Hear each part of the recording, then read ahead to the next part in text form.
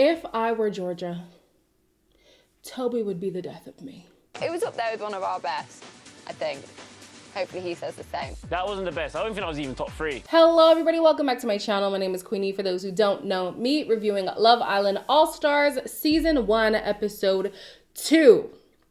The notes are noting. We might be here for a while. I know y'all say y'all love these long videos, but guys, we might be here for a hot minute. So anyways, before I get into it, please make sure to like this video, subscribe and hit the bell, and leave a comment down below. Some of you guys, being the audience, have speculated whether or not Callum and, what's her name?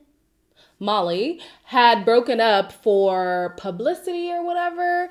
Him deciding to pick Molly doesn't really help. Molly, you happy about that? Yeah. You sure? I don't know. I thought we left on good terms, personally. Obviously, I don't know about you. There has been stuff that has happened that probably could have dealt with a bit differently. What happened?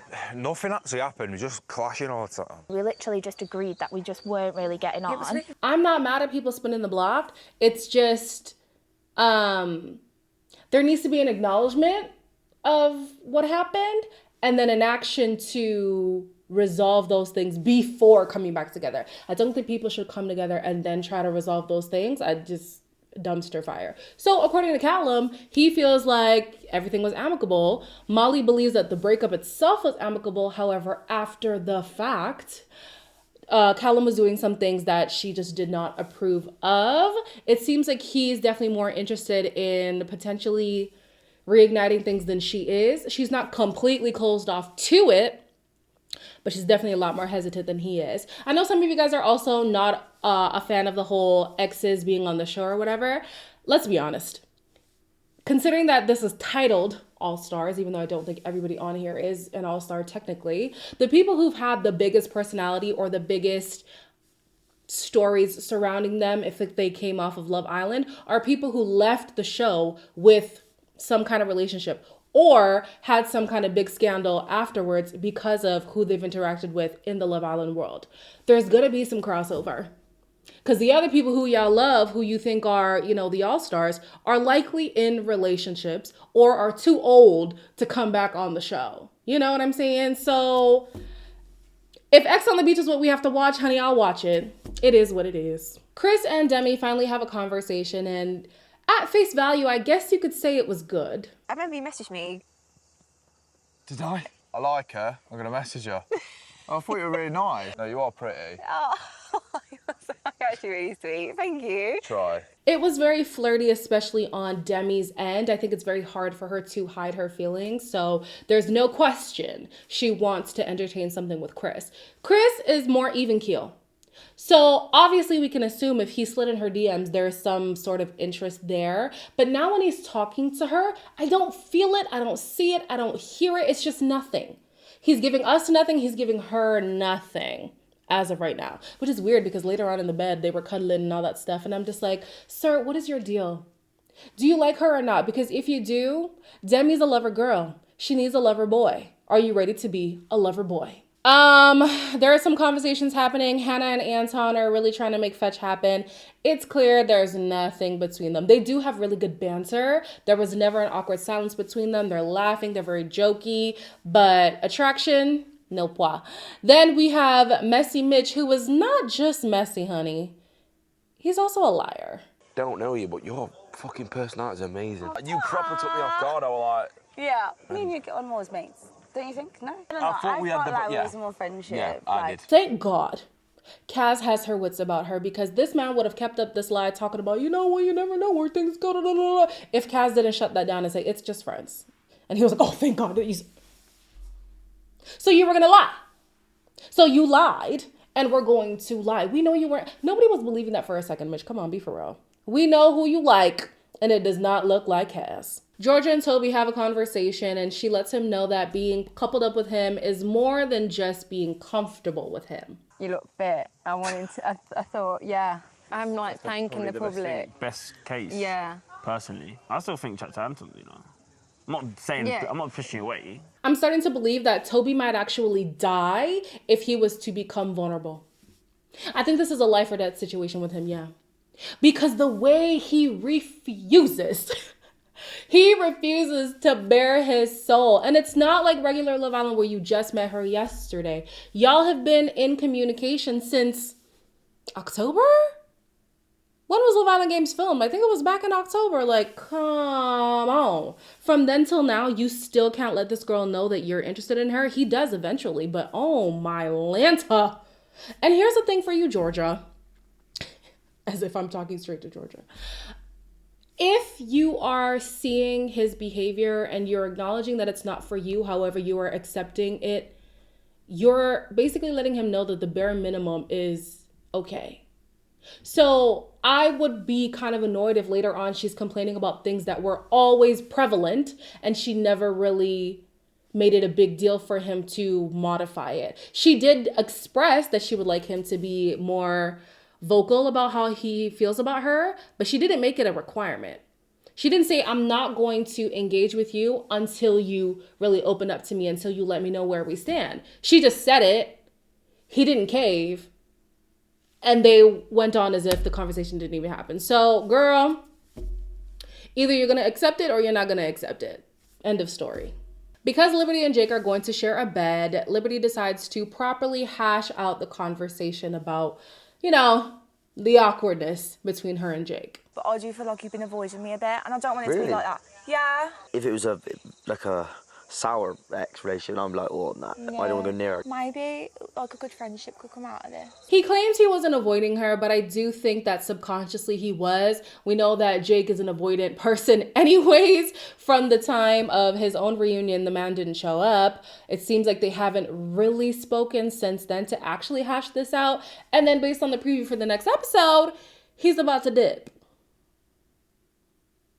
So yeah, he's definitely avoidant. The good thing about them is, although they are actually exes, their relationship was all of 17 seconds. So the awkwardness can't be that bad. It does seem like he's acknowledged where he went wrong back then, and Liberty doesn't give a damn anyways. Even though Georgia obviously wants to be with Toby, she's still going to keep the door open with Anton. Well, I mean, I would have liked it to go on a little bit better just based on the way today went.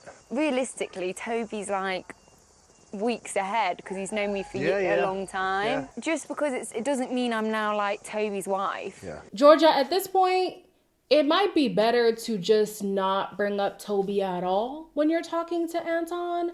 Because if I know guys as much as I think that I do, guys are not really fussed about having to fight over a girl, especially if their boy is involved. You know, they're not a let the best man win kind of, like sometimes, yeah, for a competition's sake. But if you're genuine friends, guys are like, honestly, if you want to go there, you can go there. I'm not gonna fight you. So you're making it clear that they are your two options. And I think Anton is the type to just fall back if you're obviously either unsure or more sure about somebody else over him. If you want to give Anton a proper try, which we know at the end of the show she doesn't, don't bring up your ex or whatever Toby is to you, especially if he's in the house. Callum and Molly talk about their breakup and also the different perspectives they have about the aftermath of their breakup. I think you understood that I was probably a little heartbroken about the whole situation, and you were quite cold and cut off, which is fine. That's your way of dealing with things. Yeah. And like, I think it's logical not to start messaging each other saying, oh, what are you doing? Like, how are you getting on? water under the bridge, it don't really matter, does it? It's just more so, I just feel like your level of respect just completely diminished. Have y'all heard of the theory that women tend to process their breakup immediately? They feel the feels, they cry, they eat the ice cream, they call the friends, all that stuff. And then eventually over time, they're definitely over it. Whereas men tend to shut down, be cold and callous, pretend like it didn't happen. And then down the line, it hits them like a ton of bricks. I think that's what happened between them. She was in her feelings. She allowed herself to feel those feelings. And now on the other side of it, she's kind of chill. But Callum, I feel, is more open to it because he's only now realizing, dang, I miss that girl. There also is this perspective from Molly's side that after it, he was doing a lot of disrespectful things. Maybe it was a way to console himself without actually having to acknowledge what he just went through. A 3-year relationship is a long relationship, living together and all that stuff. That's a big thing to recover from. So being callous like that, I don't know if that's the best method of getting over it. So yeah, not really surprised that he's still open to pursuing things. In the night, like I said earlier, it was Chris and Demi who were cuddling in the beds along with Toby and Georgia. The next morning, they're talking about their connections and they're really feeling it. However, Molly, she's at the top of a lot of people's lists. Molly.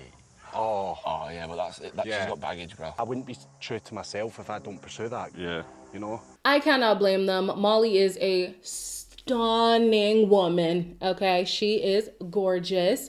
If I was to compare, because all we have reference of is Callum, I don't know anybody else she's been into, I wouldn't think that any of these guys are kind of similar to Callum at all. And I thought Luis definitely was the farthest from it, but it seems like Luis is the one who she's interested in, and then there's Chris as well. So I was like, okay. She hasn't yet put her eggs in anybody's basket, so she's keeping her options open. Funnily enough, even though I don't really see the connection between Molly and Luis, that's who she talks to first. I reckon it'll be quite awkward for you as well. Just a little. But this is Love Island at the end of the day, isn't it? I'm not sure there's a romantic spark there, I'm not going to lie. But the vibes could be you. No, I've pulled you now, so I'll see what you do. Yeah? Yeah. One thing that I really hate about Love Island is the fact that you have to talk about these other potential connections that you have going on. And so they're here saying, you know, we really have to graft, we have to whatever, but they're talking about other people and not what they could potentially have between each other. I would have liked to see what compatibility is there. What potential is there? Do they have that flirty banter? Do their lifestyles match? Like, come on. I'm sure they might have had that conversation, but you know the editors are not going to show us the good stuff. Still not sure if I see it for them, but she's keen. She's very keen. So, hey, who knows? Liberty talks to Mitch again, and she makes it known that he is top of her priority list. Usually, me and you are like factor 50. Yeah, but we're not on. Day one. We're not like that. We've taken our time. We are vibing out. We are vibing out. I want that connection, but I haven't got that yet. Same eyes. We're gonna get married, us. Both fancy each other. Why won't it work? You tell me. I swear the first day they both agreed that they're not going to dive in head first, but throughout this episode, that's all they were doing. This man is already talking about, well, we might as well get married. Y'all Delulu just like me. I'm a Delulu babes too. I can't even lie to you. So I'm not shocked that these two are already pretty sold on each other. Mitch is also interested in Molly, so that'll be interesting. Yeah, Liberty is just sold on Mitch. There's nobody right now who she's looking at. I don't think there's anybody who could come in who she would look at, especially if Mitch is reciprocating the energy she is putting out. Cas, Cas is at a loss of options, okay? Our poor girl. She's interested in Luis, though. Don't know that I see it. Should have stepped towards you, but then I didn't know. Yeah. I couldn't gauge like your vibe and your energy. Okay, that's nice to know.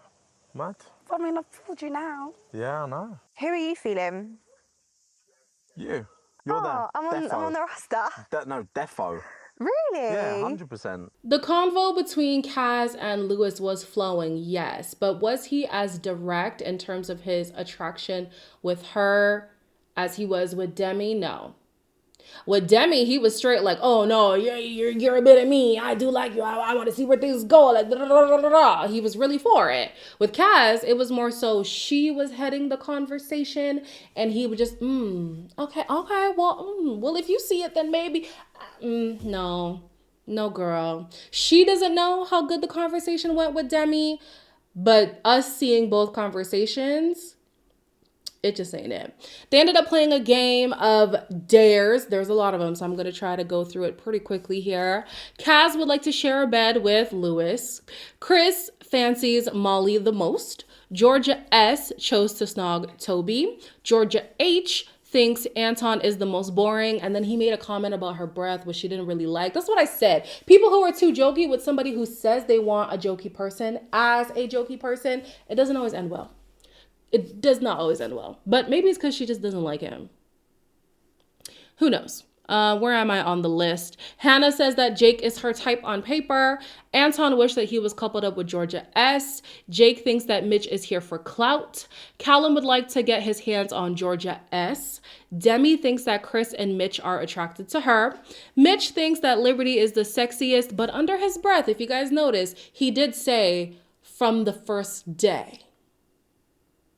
So by the first night, maybe he was looking at Molly, who knows. Georgia S thinks that Luis is the biggest game player based on his ex-relationship. She's close with one of his ex-girlfriends, so guess she doesn't approve of his actions. Jake would like to have a threesome with Hannah and Georgia S. Jake gives Liberty the ick because of his foot fetish, and Molly fancies Chris and Luis the most. I'm shocked. Not with Chris, but definitely with Luis. Maybe, I don't know.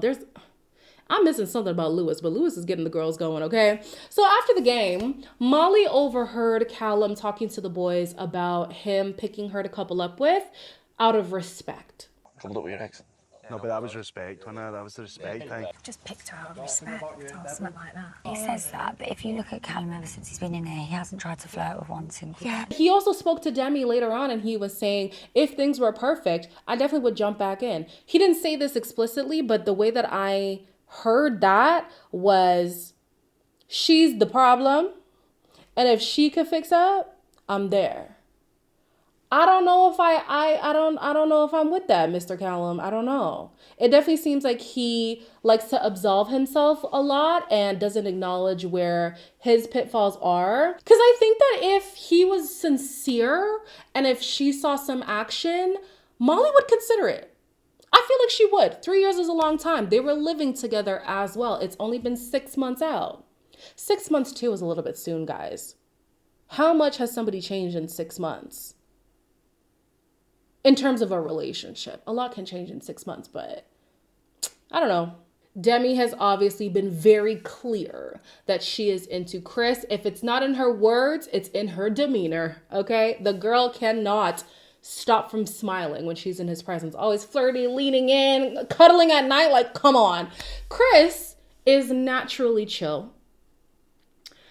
He may be just too chill for Demi. But it has knocked my confidence a little bit with Chris. That Chris didn't come. Not once makes you think, okay, cool. If you like me or you're attracted to me, you should be able to come over to me and feel like you can speak to me or want to spend time with me. It was the first time you kissed Molly as well, wasn't it? That was the bonus, wasn't it? I think she is, like, physically the most attractive girl, isn't it? Stunning girl, bro. Demi is a lover girl. She needs a lover boy. Don't know if Chris is going to be that.